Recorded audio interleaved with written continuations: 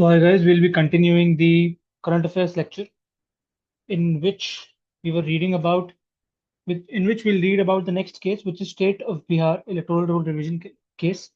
The case was between ADR and ECI. ADR is Association for Democratic Reforms, and ECI is the Election Commission of India. Facts क्या थे case के? Petitions challenge that Election Commission of India special intensive revision of Bihar's electoral rolls, alleging defects in verification, inclusion, exclusion, and processes, and protection against disenfranchisement, requiring the Supreme Court's oversight on standard setting for mass admin exercises impacting the franchisee. Issue क्या क्या थे? Just a second. Yeah. So what was the issue? Whether the ECI's SIR, जो state का revision था, compiled with statutory rules, due process, and equality principles, and whether deficiencies warranted injunctive relief or corrective directions, and how to balance admin feasibility with the right to vote and error avoidance in large scale roll management. तो मैं आपको बताता हूँ बिहार में हुआ क्या. तो आप सबको पहले बात तो ये जानना पड़ेगा कि बिहार में इतनी चीजें क्यों हो रही है, क्योंकि पहले इस साल वहां पे इलेक्शंस हैं.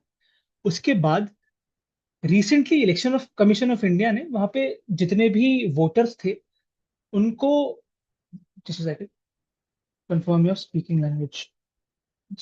I don't know what happens in Zoom. No one knows. So yeah, let's get back to Bihar. So पहली चीज तो बिहार में इलेक्शन है. उसके बाद ईसीआई ने वहां पे रोल का रिवीजन किया है. जब भी हम इलेक्शन कमीशन ऑफ इंडिया की बात करते हैं तो वो एक ऐसी बॉडी है जो इलेक्शंस करवाती है हमारे देश में. हमें इस बात का ध्यान रखना पड़ेगा कि वो इलेक्शन कैसे होते हैं. सारे वोटर्स की लिस्ट उनके पास जाती है, ईपीआईसी नंबर उनके पास होता है. उसके बाद जो हर एक नंबर होता है वो हर एक ब्लॉक, हर एक ताल्लुक के इलेक्शन ऑफिसर्स के पास होता है. रीजनल इलेक्शन ऑफिसर्स होते हैं, वो सब इसको कंपाइल करते हैं. फिर हमें पता चलता है कि एक पर्टिकुलर ब्लॉक या ताल्लुक से कितने लोग वोट करेंगे, और और उस ताल्लुक में कहाँ पे वोटिंग सेंटर्स जाने हैं, कौन से स्कूल्स में, सरकारी स्कूलों में वोटिंग सेंटर्स जाने हैं, वो ये बॉडी डिसाइड करती है. ठीक है. तो इन सब चीजों को डिसाइड करने के लिए ये बहुत जरूरी है कि कौन कौन इलेक्शन देने, कौन कौन वोट कास्ट करने वाला है, ये हमें पता हो. ये हमें रोलिंग की प्रोसेस से पता चलेगी. इशू क्या क्रिएट हुआ है कि इस रोलिंग की प्रोसेस में डिफिशियंसीज एलिज करी है एडीआर ने. ठीक है. इसलिए एडीआर वर्सेस ईसीआई का केस बनता है. सुप्रीम कोर्ट ने यहाँ पे क्या बोला हम ये देखते हैं. डिवीजन बेंच ने हियरिंग दी.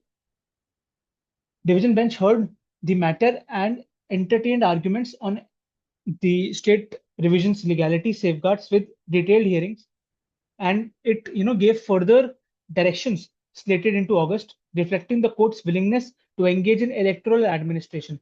देखिए, इलेक्टोरल एडमिनिस्ट्रेशन में कोर्ट वापस एंगेज कर रहा है. लास्ट टाइम कब एंगेज किया था? जब मिस्टर चंद्रचूड़ का जो केस आया था, उन्होंने बोला था कि जब भी आप किसी चीफ इलेक्शन कमीशन को सिलेक्ट कर रहे हो तो चीफ जस्टिस भी उस बॉडी में होना चाहिए, लेकिन इवेंचुअली वो नहीं बैठा हुआ था. कॉन्स्टिट्यूशनल सिग्निफिकेंस क्या है? It underscore judiciary's role in calibrating election management with constitutional guarantees, ensuring that innovations in revision do not translate into arbitrary exclusion, and maintaining public trust and integrity into the electoral rolls. Exam की utility क्या होगी? We have to frame it as study in admin laws role in elections. ठीक है. Admin किस तरीके से roll out करता है. Standard of review over process integrity, proportional remedial crafting to correct without derailing timelines, and court sensitivity to rights in mass governance exercises. ठीक है. इस बात का हमें ध्यान रखना है. ठीक है. इसके बाद जो अगला केस होगा, आई थिंक आपको ये केस समझ आ गया होगा. इससे ज्यादा मैं इसमें क्या ही समझाता है, बहुत ही रिसेंट हैपनिंग है. प्लस इसके बारे में आगे पिछले 4 5 6 महीने में कुछ ना कुछ अपडेट आते ही रहेंगे, हमें ध्यान रखना है. Mandeep Singh versus state of Punjab. Facts क्या थे? ये बेसिकली असिस्टेंट प्रोफेसर और लाइब्रेरियंस के अपॉइंटमेंट्स पे केस था. Litigation arose over legality of appointment processes for 1158 assistant professors and libraries in Punjab, with allegations of procedural infirmities, eligibility deviations, and violations of recruitment norms, compelling the Supreme Court to revisit settled principles on equal opportunity and transparent elections. देखिए, जब भी हम किसी state university या central university की बात करते हैं तो वहां की जो अलॉटमेंट होती है टीचर्स की, वो स्टेट या सेंटर ही कराता है. ठीक है. इस पर्टिकुलर प्रोसेस पे कभी कभी दिक्कतें हो जाती हैं। ठीक है, और वो दिक्कत एक यहाँ पे भी आई, वेस्ट बंगाल में भी रिसेंटली दिक्कत आई थी। वेस्ट बंगाल में तो खैर करप्शन का एलिजमेंट आ गया था, और जो इवेंचुअली प्रूव भी हो गया। लेकिन यहाँ पे जो एलिगेशन थी वो प्रोसीजरल इन्फॉर्मिटीज की थी। एलिजिबल कौन है कौन नहीं है टीचर बनने के लिए, इस पर थी। ठीक है, तो ये सब चीजें उठती रहती हैं, लेकिन ये इशू आप एथिक्स में भी यूज कर सकते हैं, कि किस तरीके से एलिजिडली काफी सारे प्रोफेसर्स और लाइब्रेरियंस की अपॉइंटमेंट्स में इंफॉर्मेटिव प्रोवाइड करी जाती हैं। क्या सरकार की खामी है, या पूरा सिस्टम ही इस तरीके से चल रहा है? या आप GS4 में भी अपना लिख सकते हैं, लेकिन उसके अलावा ये लॉ का भी एक बहुत इंपॉर्टेंट प्रोस्पेक्ट क्रिएट करता है। इशू क्या क्या थे? Whether the recruitment was vitiated by structural defects warranting full quash wholesale quash, whether partial salvaging was possible, and the contours of remedial structuring to minimize harm or to legitimate expectations while upholding constitutional and statutory requirement standard। देखिए, statutory requirement standards को uphold किया या नहीं किया सरकार ने, हमें ये देखना है। जजमेंट क्या थी? कोर्ट ने स्ट्रक डाउन कर दिया appointment, signalling that mass selection tainted by systemic illegality is the important word, can not be regularized by post hoc adjustments, and emphasizing that equal opportunity and rule compliant processes are non-negotiable in public employment। ठीक है, equal opportunity and rule compliant processes, article 14 का भी एक ये आपको issue मिल गया है। ठीक है, आर्टिकल 14 में अगर क्वेश्चन है तो ये लिख सकते हैं आप। देखिए, अच्छा, ये देखिए यहाँ पे 14 और 16 की तो बात ऑलरेडी कर दी है। रेमेडीज इनटू सर्विस लॉ का केस था, Hindustan Motors Limited versus state of West Bengal. Land resumption dismissal case में था, Hindustan Motors challenged state's resumption of 395 acres, engaging questions of lease conditions, public purpose, and government powers to resume industrial land where undertakings were not fulfilled। ठीक है, देखिए, industrial policy और industrial law में सबसे पहले सरकार को क्या कहते हैं, लैंड एरिया प्रोवाइड करना चाहिए। लैंड एरिया कैसे प्रोवाइड होगा, क्या सीन रहेगा? वो रहता है only through the prospect of LARR act. ठीक है, LARR, land acquisition rehabilitation and readjustment act, if I am right. It was of 2013। तो उसमें ये चीजें बताई गई हैं कि कब एक पर्टिकुलर लैंड अगर सरकार लेगी, जो अलॉटमेंट होगी, उसकी कॉम्पनसेशन कितनी मिलनी है। ठीक है, ये सब चीजें हमें तब पता लगती हैं, तो इस बात का हमें ध्यान रखना है। इशू क्या आता है? Whether the resumption conform to lease covenants and statutory powers, whether legitimate expectations और investment estopped by the were estopped by the states, and the standard of judicial review of policy linked land acquisition resumption in legacy industrial context। Supreme court ने challenge को dismiss कर दिया, affirming the states resumption and indicating that non fulfilment of obligations triggering resumption clauses can be enforced. देखिए, इस case में basically ये हुआ है दोस्तों, कि जब भी एक प्राइवेट एंटिटी लैंड लेती है, तो कुछ कंडीशंस उसे फुलफिल करने होते हैं in respect to the contract. कितना पब्लिक पर्पस कर रही है, क्या लीज कंडीशंस हैं, किस तरीके से वो फुलफिल हो रही है, वो सब कुछ लिखा होता है कॉन्ट्रैक्ट में। कॉन्ट्रैक्ट की जो फुलफिलमेंट होनी चाहिए, अगर वो नहीं होगी, तो ऑफ कोर्स चैलेंज क्रिएट होगा। और सुप्रीम कोर्ट ने भी यही बोला कि non fulfilment of obligations can trigger resumption clauses, and resumption clauses can eventually be enforced। It is subject to the legality and proportionality, thereby sustaining public purpose oversight over industrial land use। यहाँ पे public purpose को supreme court ने ज्यादा महत्व दिया। signals that industrial policy objectives and land stewardship enable lawful resumption where conditions fail, reinforcing governance leverage to repurpose assets while reiterating that procedural fairness and rational basis remain review anchors। ठीक है, rationality के basis पे आपको हर एक case decide करना है, supreme court ने ये बोला। ठीक है, लीज कंडीशंस में एनफोर्समेंट में ये बेसिकली आपके फ्लैट पीजी में क्या पता काम आ सकता है, लॉ ऑप्शन में तो काम नहीं आएगा। ठीक है, then we have the next section which is parliamentary legislation and policy developments. So bills of leading act, assent and replacement of 1856 law, president assented bills of lading act 125 repealing colonial era 1856 statute and modernizing the legal framework for documents of title in maritime commerce। ये मैंने आपको पहले भी पढ़ा है। aligning with contemporary logistics, digital practices, and international commercial standards of goods by the sea. The new law supports clarity in negotiability, endorsements, and rights liabilities across carriers, shippers, consignees, reducing transaction risk and litigation caused by archaic drafting. देखिए maritime commerce जो है ना, ठीक है, recently मैं आपको एक और सीए बताता हूँ। जैसे अपना ये है गुजरात, ये आ रहा है केरला, ठीक है, यहाँ पे पूरा अरेबिया है, यहाँ पे अंडमान अंडमान आ गया, यहाँ पे मलक्का स्टेट आएगा, right. So guys, shipping root यहाँ से आता है, यहाँ पे श्रीलंका आ गया, है ना। आइडियली शिपिंग रूट जाता है श्रीलंका के नीचे से, लेकिन इंडिया ने यहाँ पे एक बना दिया है विजिंगजाम पोर्ट।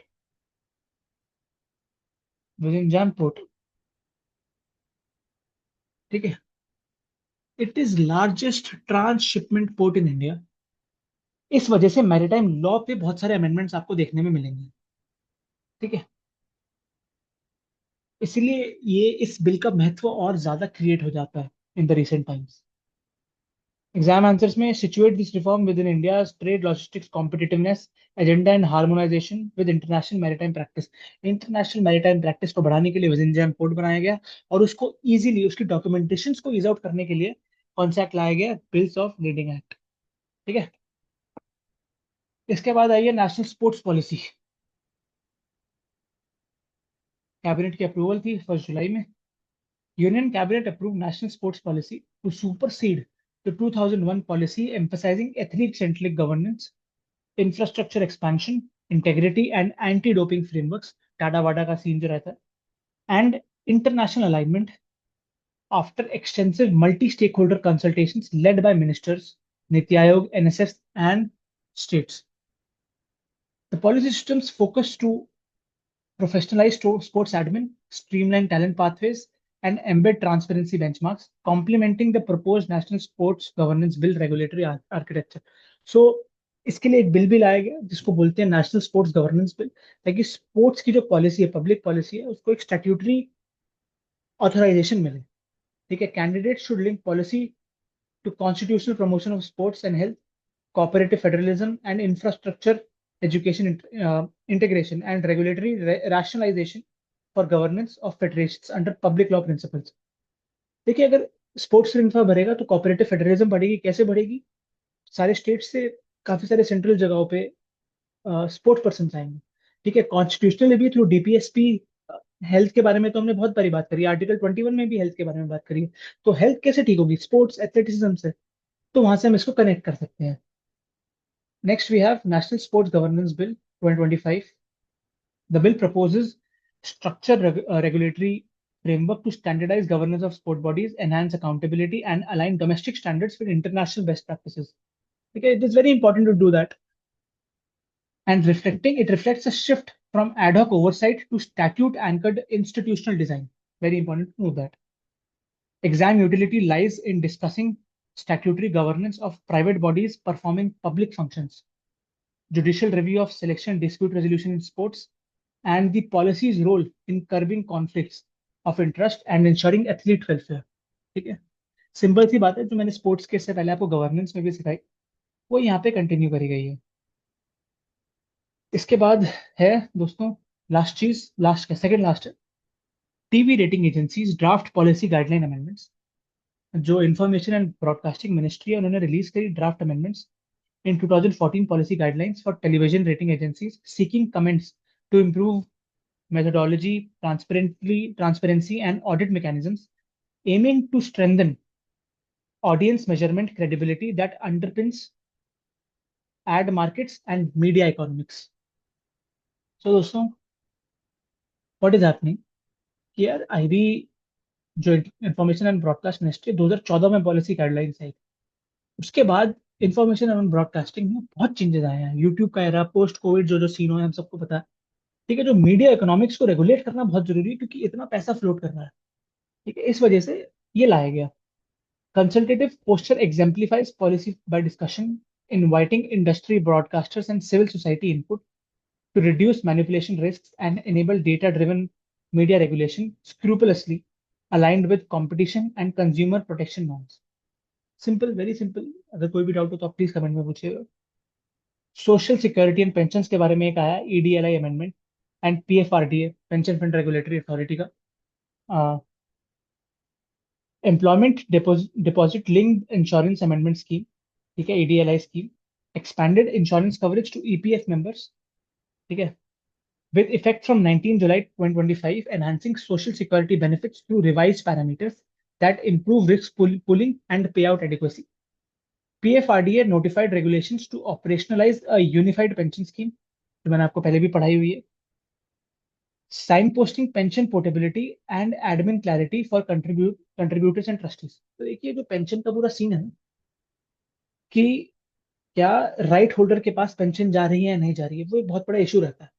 ठीक है, उसके लिए यूनिफाइड पेंशन स्कीम लाई गई। ठीक है, ताकि जो पेंशन की पोर्टेबिलिटी है और जो एडमिनिस्ट्रेटिव क्लैरिटी है फॉर द गवर्नमेंट एम्प्लॉयज की पेंशन किस तरीके से कब मिलेगी, क्या सीन रहेगा, वो बेहतर हो, उसी वजह से अमेंडमेंट स्कीम लाई गई है। ठीक है, this is all for this class. Will continue with the notification reports and committees in the next class. Take care. Have a great day ahead. Don't forget to like, share, and subscribe.